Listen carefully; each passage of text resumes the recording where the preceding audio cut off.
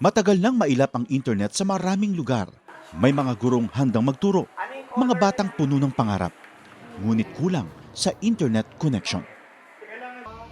Kaya sa utos ni Pangulong Ferdinand Marcos Jr., kumilos ang Department of Information and Communications Technology at ang Department of Education para magkaroon ng internet ang mga paaralan sa mga liblib na lugar.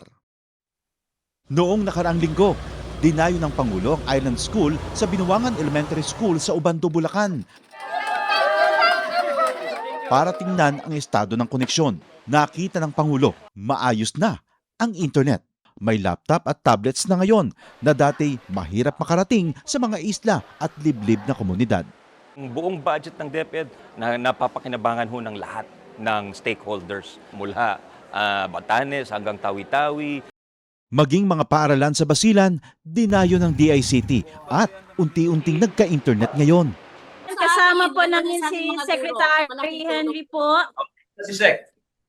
Asa na si Hindi po, sir. mismo yata ang nagkakabit eh. Hi, Mr. President, Secretary. In Basilan, 189 schools na binigay sa aming assignment ni Seksani, 172 na yung nakakabit.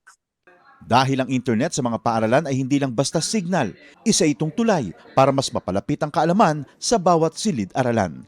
At sa bawat paaralang nakokonekta, may mga batang mas nabibigyan ng pag-asa. Magkaroon lahat ng estudyante, magkaroon lahat ng guro ng kanilang kinakailangan na equipment at para maging mas maganda at mas maayos ang sistema natin sa pagtuturo.